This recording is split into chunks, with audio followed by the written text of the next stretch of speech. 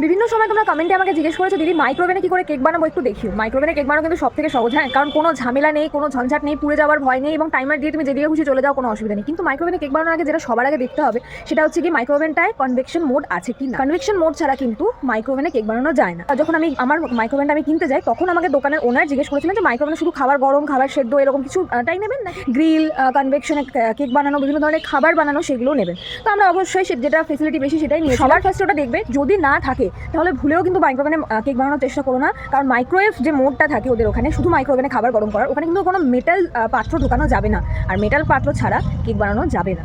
তো বাকি প্রসেস যাদের মাইক্রোওভেনে দেখে নিয়েছো যে কনভেকশন মোড আছে তারা আমার সাথে চলো। প্রিমিক্স দিয়ে কেক বানাচ্ছি এখানে। মাইক্রোওভেনটাকে 180°C কনভেকশন মোডে 5 মিনিটের জন্য প্রিহিট করে নেবো। তারপরে ব্যাটারটাকে গুলে বাটিতে ট্রান্সফার করে নিয়ে আবার কনভেকশন মোডে 180°C 30 মিনিটের জন্য বেক হতে দিলেই একদম ফুল রেডি সুন্দর কেক।